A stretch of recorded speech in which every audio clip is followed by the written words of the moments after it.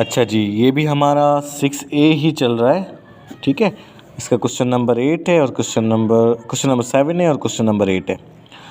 अब देखें 4 gross and 3 gross, दोनों तरफ यूनिट सेम है ना, ग्रॉस है इधर भी ग्रॉस है, तो कोई इशू नहीं, बिल्कुल ईजी है। 4 लिखो और एंड की जगह हम रेशो देते हैं और ग्रॉस और 3 सेम आ गया, ठीक है। 4 ग्रॉस और 3 ग्रॉस दोनों यूनिट सेम थे, इसलिए हमने यहाँ से 4 लिया, यहाँ से 3 लिया, एंड की जगह रेशो लिख दिया। यूनिट चेंज होते हैं तो मसला होता है, यूनिट सेम है। अब देखें, अब ऐसा कोई टेबल मतलब ऐसा कोई नंबर जिसकी टेबल में 4 भी आता हो 3 भी आता हो।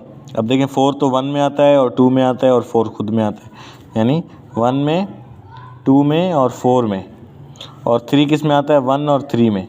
सिर्फ ये मैच हो रहे हैं, 1 की तो हम लगाते नहीं हैं। ऐसा कोई भी नंबर नहीं है जिसमें 4 भी आता हो और 3 भी आता हो, इसलिए हमारा यही आंसर है बस, ठीक है। अब आप इधर आ जाएं, इधर है 60 सेंटीमीटर एंड 3 मीटर। यहाँ सेंटीमीटर है, यहाँ मीटर है, सही है। इसमें थोड़ा सा इशू है। सबसे पहले तो आप लिख लें, आप 60 सेंटीमीटर लिखें, रेशो दें और 3 मीटर लिखें, ठीक है।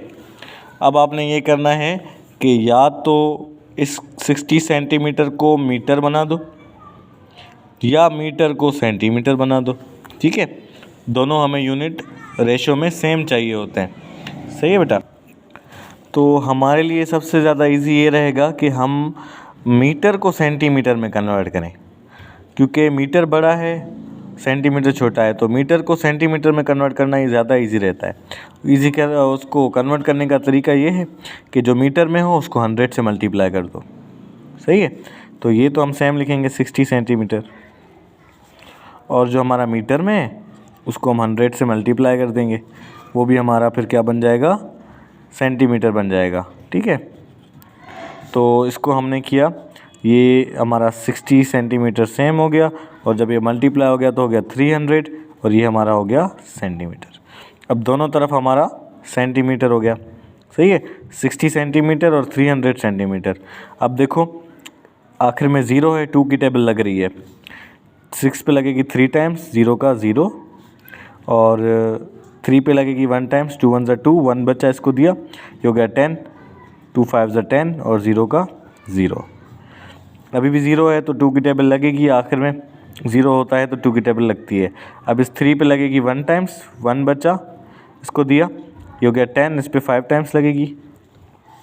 इस 15 पे लगेगी 7 टाइम्स, 2 7 14, 1 बचा, इसको दिया, ये हो गया 10, इस पे लगेगी 5 टाइम्स। अब आखिर में दोनों के 5 है, इसलिए 2 की टेबल नहीं लगेगी। 2 की नहीं लगती तो हम देखते हैं 3 की।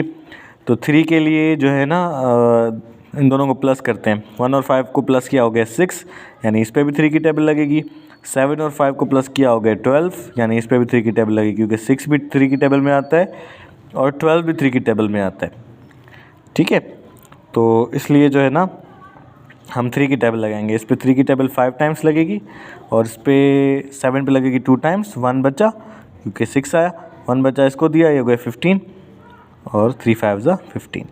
अब 3 की टेबल 5 पे तो लगती नहीं है, 5 की टेबल लगेगी दोनों तरफ, 5 1 5 और 5 5 25। ये आपका ऐसे पूरा हो गया। कोई होगा आपका टीचर, वो ऐसे भी कर सकता है ना, यहाँ से देखो आप, इसका एक और तरीका भी है। अब यहाँ पे ये 60 है, रेशो 300, इसका 0 ख़त्म, इसका 0 ख़त्म, ठीक है। अब आप 2 की टेबल लगाओ, 2 3 6 और 2 5 15। अब 3 की टेबल लगाओ, 3 1 3, 3 5 15। यहाँ से शॉर्ट भी हो सकता है, लेकिन मैंने आपको समझाने के लिए लंबा वाला प्रोसेस किया, जो आपको समझ में आ जाए, ठीक है।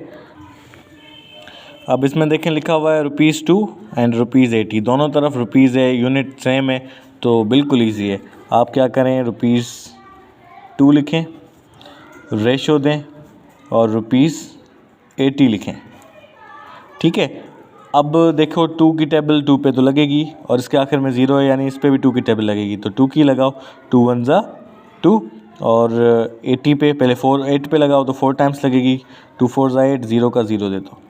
अब इस पे 1 की लगेगी, और कोई ऐसा नंबर नहीं है जिसमें दोनों आए तो मतलब सेम हो जाएगा हमारा, क्योंकि 1 है, जितने टाइम भी लगाएं वही आंसर आना है, तो यही हमारा आंसर हो गया।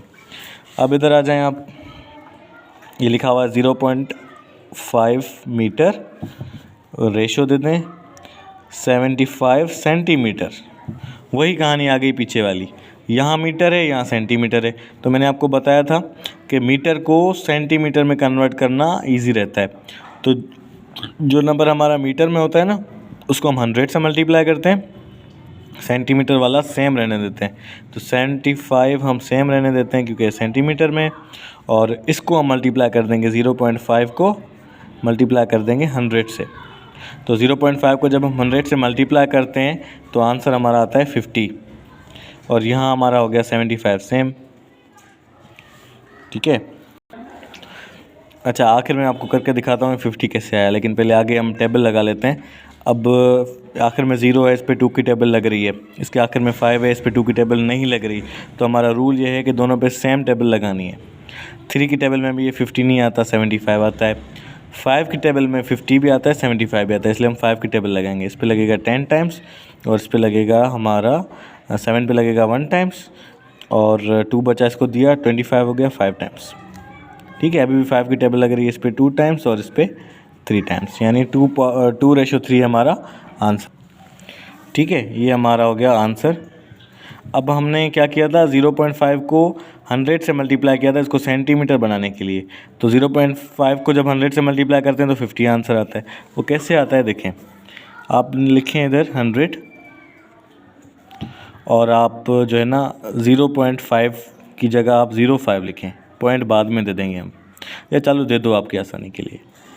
5 0 ज़ा 0, 5 0 ज़ा 0, 5 1 ज़ा 5, 0 0 ज़ा 0, 0 0 ज़ा 0, 0 1 ज़ा 0। ये 0 नीचे आ गया, ये भी 0 नीचे आ गया, ये 5 नीचे आ गया, और ये 0 नीचे आ गया। अब पॉइंट एक नंबर के बाद है तो पॉइंट हमने एक नंबर के बाद दे दिया। ठीक है, अब ये 0 पीछे वाला तो काउंट नहीं होता। अब हमारे पास रकम बच गई 50.0। इस 0 की भी कोई वैल्यू नहीं होती, पॉइंट के बाद वाले 0 की भी वैल्यू नहीं होती, और शुरू वाले 0 की भी वैल्यू नहीं होती। तो बच्चा हमारे पास 50, वो 50 हमने यहाँ पे लिख दिया था। ठीक है बेटा, थैंक यू।